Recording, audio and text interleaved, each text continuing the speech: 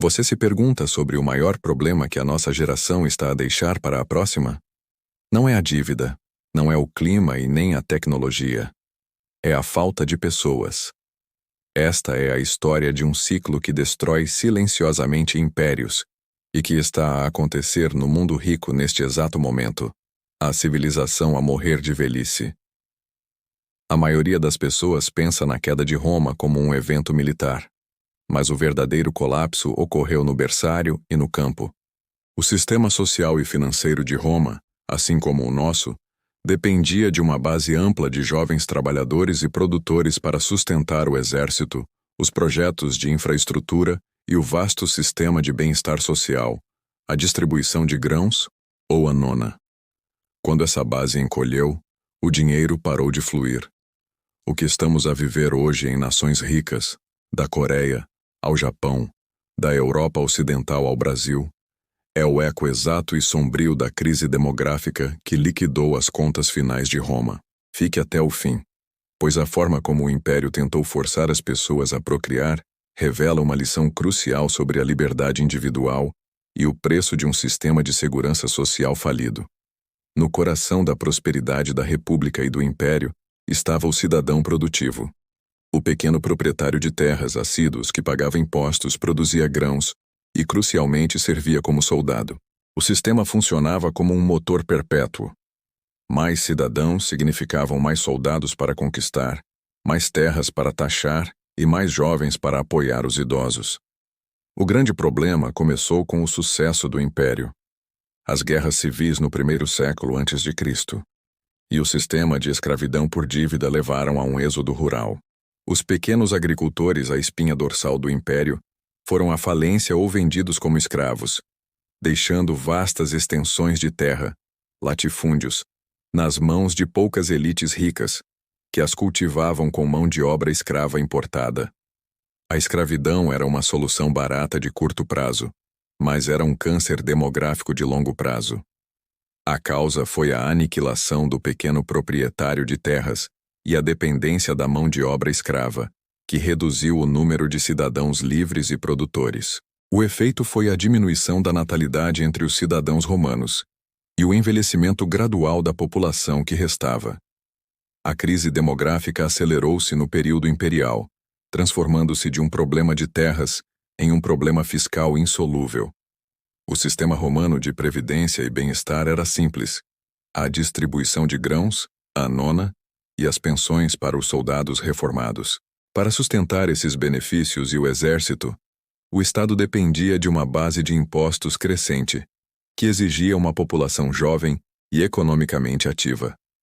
Mas, com a queda das taxas de natalidade, a pirâmide populacional começou a inverter-se. Havia mais cidadãos dependentes, aposentados, veteranos, beneficiários da anona, e menos trabalhadores ativos pagando impostos. O imperador Augusto, no século I a.C., foi o primeiro a perceber a ameaça, instituindo as famosas leis julianas para forçar os cidadãos a casar e a ter filhos. Os solteiros e os casais sem filhos eram legalmente penalizados, proibidos de herdar grandes fortunas e impedidos de ocupar cargos públicos. Esta foi uma das primeiras e mais invasivas tentativas de intervenção estatal na vida privada. O objetivo era simples: aumentar a base de contribuintes para financiar o Estado. A solução fracassada foi tentar resolver um problema social e econômico profundo, através da coerção moral e legal.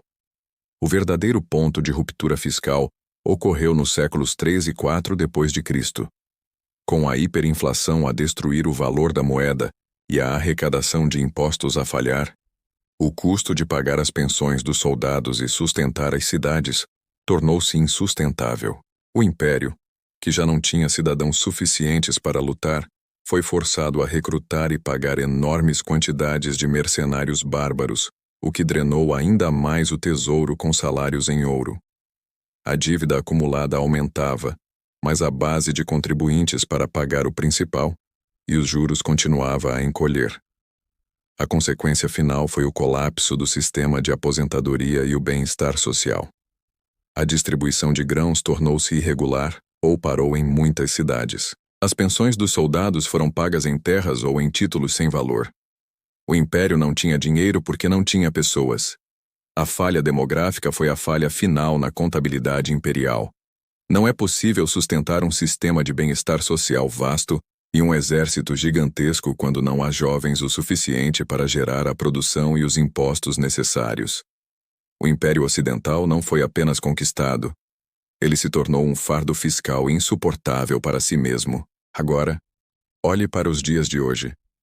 A história está a repetir-se com dados chocantes. As nações desenvolvidas e muitas em desenvolvimento, como a China, enfrentam a mesma catástrofe demográfica. O paralelo 1 é a crise da Previdência. Sistemas de aposentadoria de repartição, onde os trabalhadores atuais pagam os aposentados atuais, estão a colapsar porque a proporção entre trabalhadores e aposentados é a pior da história, tal como em Roma. O Japão, por exemplo, gasta a maior parte do seu orçamento de serviço social apenas para sustentar a sua enorme população idosa. O paralelo 2 é o envelhecimento da força de trabalho. A falta de jovens leva à estagnação da produtividade e da inovação, ecoando a paralisação social causada pelas leis julianas de Roma, que não conseguiram inverter a tendência. O paralelo 3 é a invasão fiscal.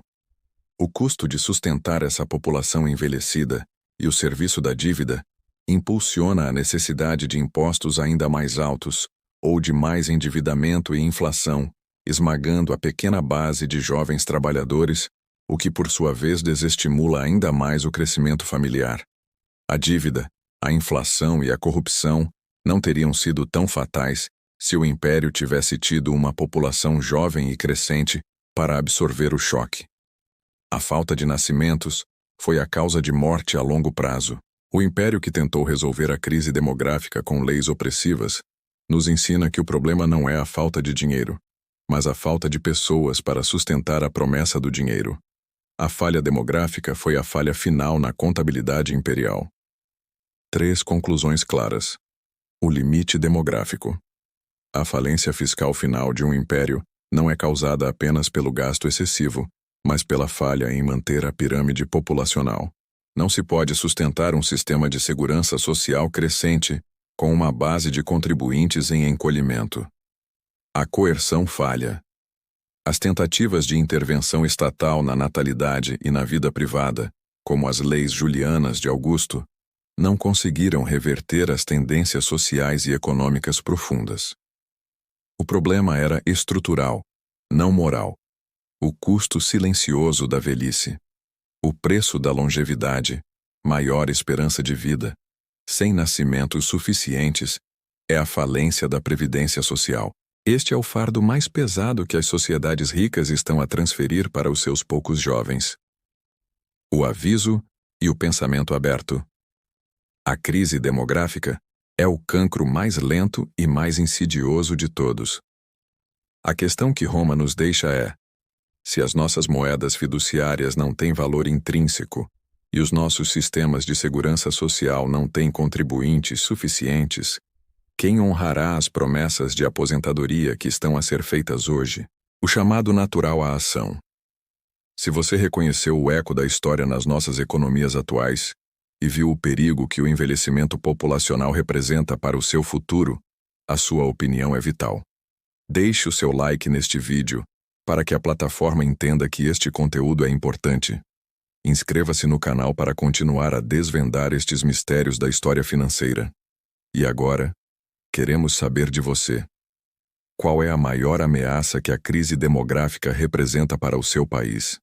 Deixe o seu comentário abaixo.